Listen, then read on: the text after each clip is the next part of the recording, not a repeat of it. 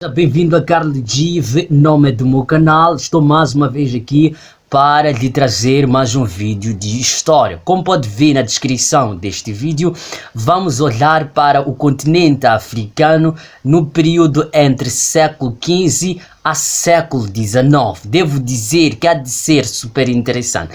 Olhar para a África no período de século XV a século XIX, estaremos olhando para as dinâmicas internas de África no que diz respeito à questão econômica, social e político-cultural de África. Olharemos também a influência que o islamismo teria sobre a África. Veremos também a influência do sistema do cristianismo. Vamos olhar o papel, o impacto que terá tido a expansão europeia, seja a expansão mercantil europeia, quer a expansão colonial europeia. Veremos, não é, o que vai acontecer de ruptura relativamente ao passado africano antes do século XV e depois do século XV. Naturalmente que veremos também o que é que acontece no século XIX e poderemos perceber o que acontecerá posteriormente ao século XIX. Há de ser um vídeo super interessante. Desde já eu quero lhe convidar, permaneça neste vídeo que não vai se arrepender. Deixe seu like, deixe seu comentário. Se não é inscrito deste canal, deixe aí a sua subscrição e vai me acompanhar. Gente, devo dizer que existe aqui um grande debate relativamente ao período pré-colonial africano, se o período pré-colonial termina no século XV ou se esse período pré-colonial vai se estender até o século XIX. Quando nós falamos do período colonial, geralmente estamos a olhar para o momento em que os estados e impérios africanos tinham as suas dinâmicas internas, decidiam os seus assuntos políticos, econômicos, culturais internamente, sem influência, sem interferência do exterior, sem interferência dos europeus. E quando olhamos para o período colonial, geralmente estamos a olhar para um certo período de dominação, um período em que esses estados perdem o seu domínio, perdem as suas autoridades dentro dos seus territórios. Portanto, a discussão que existe relativamente ao término do período colonial, se é no século XV ou é século XIX, acontece principalmente entre aqueles que são eurocêntricos contra aqueles que são afrocêntricos. Os eurocêntricos definem o período pré-histórico como o período que vai terminar no século XV. Para eles, a partir do século XV, eles é que vão escrever a história de África. Eles é que vão influenciar a forma de viver, a maneira de levar o futuro de África. Portanto, estará a responsabilidade dos europeus. Para eles, a partir do século XV, não há dinâmicas de África como tal. Portanto, o que vai acontecer é uma dinâmica que vai acontecer sobre influência europeia. Portanto, para os afrocentristas, os africanistas dizem que não. Os estados africanos vão perdurar até o século XIX. Até o século XIX, verifica-se dinâmicas de estados africanos sem o exercício de nenhuma influência externa. Seja como for, o que nós queremos olhar aqui é do século XV até o século XIX. Gente, é preciso que a gente considere que a África há de ser um continente de grandes civilizações. Civilizações que vão se formar, vão se erguer, vão se desenvolver, chegam até ao seu apogeu dentro da sua fronteira africana sem nenhuma influência externa. Naturalmente que alguns dos estados e impérios entrarão em contato a partir do século XV, mas existem aqueles que já tinham contactos anteriormente com os árabes a partir do século VII. Portanto, essa exceção é geralmente uma exceção que vai se limitar para a África do Norte. Portanto, a África do Norte, a partir do século VII, já tinha contactos com a parte da Ásia dentro do comércio transariano. Naturalmente que também já tinha contactos com o contacto a nível do Mediterrâneo, com Roma, com o Império Romano. Mas essa exceção não é abrangente para a África subsaariana, a África tida como a África negra. Em parte, neste vídeo, no século XV a século XIX, vamos olhar muito para a questão da África subsaariana. E é importante que a gente frise que a questão, por exemplo, da justificativa dessas balizas cronológicas é o século XV, é marcadamente o período da expansão mercantil europeia. É o período que os europeus vão colocar os seus pés aqui, em África, principalmente a África subsaariana. Ainda que numa primeira fase tenha sido nas fronteiras ou na zona costeira de África. Nós devemos ter em mente que a primeira expansão que a África há de ter contato, há de ser a expansão árabe, a expansão persa, que em parte acontecerá no século VII, na África Oriental, a partir do século IX, século X, século XII. Mas a penetração mercantil europeia vai acontecer no século XV. O século XIX é o período da expansão colonial europeia, é o período de invasão, ocupação, partilha de África. É o período de delimitação de fronteiras africanas e, consequentemente, a montagem do Estado colonial, da economia colonial. É importante que a gente considere que, a quando da chegada dos europeus aqui em África, os estados africanos, os africanos, possuíam dinâmicas internas, dentro de dinâmicas tradicionais. Existia lá algumas unidades políticas, alguns estados em que nesses estados existia uma sociedade estritamente estratificada. Existiam uma classe dominante, existia a classe dominada, e essas classes viviam interligadas, viviam mutuamente sem nenhum constrangimento. A classe dominada sabia quais eram as suas obrigações e cumpriam-nas sem nenhum problema.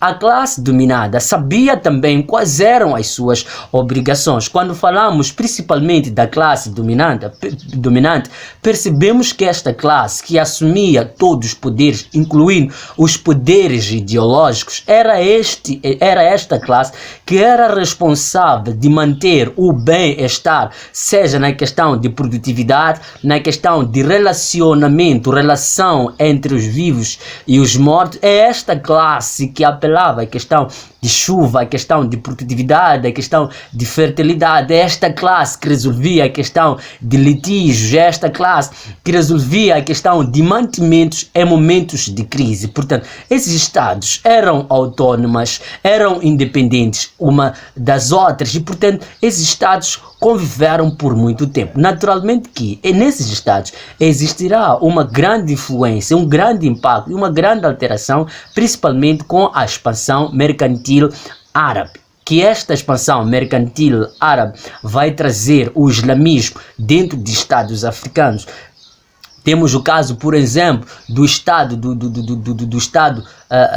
de Songhai, que vai ser caracterizado, não é, por ser um estado maioritariamente islâmico. Depois, vamos ter naturalmente também a influência pela expansão mercantil europeia pelo cristianismo, onde muita gente, vários africanos, vão se converter ao cristianismo. Naturalmente que o islamismo há de ser uma religião mais nortenha de África, embora esta religião se expanda para a África subsaariana, mas a tendência sempre será, não é, de ocupar as zonas norte. E o cristianismo há de ser uma religião mais costeira, principalmente na costa oriental africana, e este cristianismo vai ganhar mais adeptos pelo fato de, na maior parte dos estados africanos, alguns africanos da classe dominada, por não querer, não é, ou por fugir do comércio de escravo,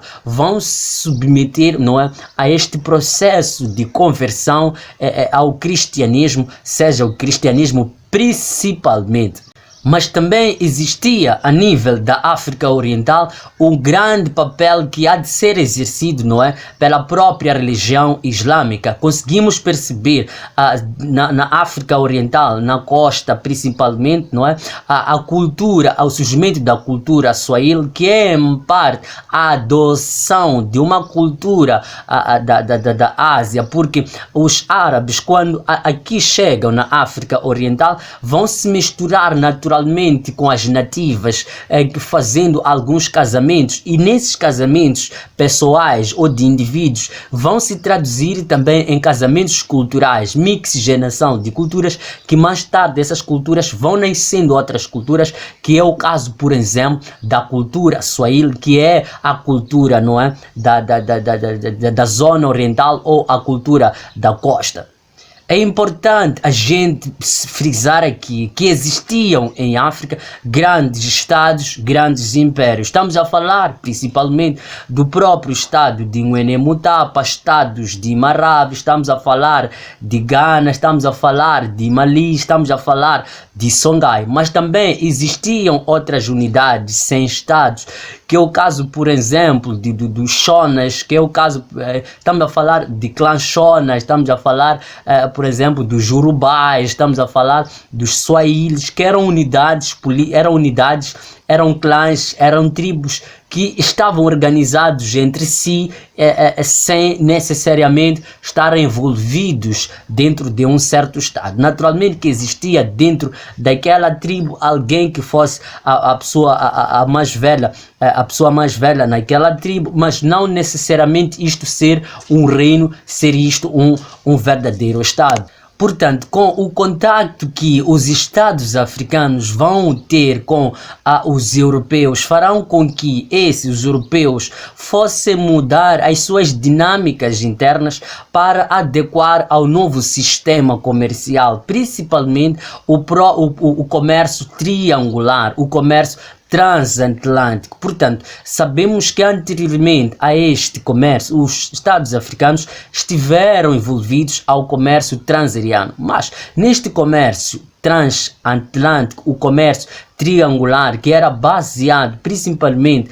na questão de escravatura, fará com que alguns estados africanos fossem militarizar-se, fossem estados mais autoritários, fossem estados mais agressivos e mais distantes à classe dominada. Fará com que a classe dominante fosse em parte a vender, não é, os seus dominados, não é, a classe dominada, que em parte, pouco aos poucos, vai resultar na fuga destes para as zonas costeiras ou zonas distantes de seus estados. Vamos ter alguns estados militarizados, que é o caso, por exemplo, dos estados militares do Vale de Zambeze, do estado de Maganja da Costa, esse estado que era dirigido pelo Bonifácio da Silva no centro de Moçambique. Portanto, esses estados naturalmente que vão se incidir a questão de produção, de venda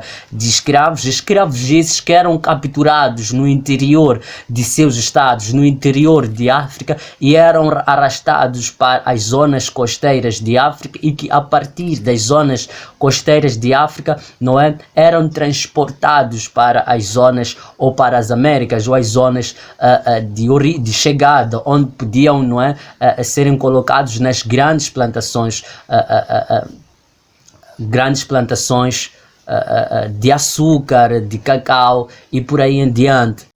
E é importante a gente frisar aqui que o processo de escravatura não era algo novo, era algo que antes dos europeus chegarem aqui em África praticava-se, embora a escravatura praticada antes da chegada dos europeus fosse a escravatura doméstica e não desumana comparativamente ao praticado pelos europeus neste período em análise de século XV até o século XIX.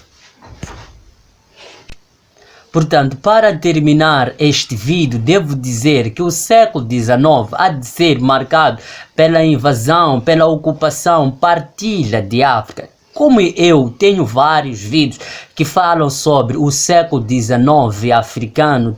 Tenho Conferência de Berlim, tenho imperialismo, tenho teorias sobre o imperialismo, portanto não vou me debruçar muito sobre este período. Gente, era um pouco disto que eu queria trazer em pouco tempo relativamente à África, no período de século XV até o século XIX. Espero ter gostado. Desde já eu quero lhe pedir, não saia deste vídeo sem deixar o seu like, sem deixar o seu comentário e acima de tudo subscreva-se neste canal. Dizer, este canal é aberto, recebe de coração todo o apoio que for a receber. Se puder apoiar monetariamente, deixo aí o meu contato, pode entrar em contato comigo e me apoiar. E muito obrigado. Valeu!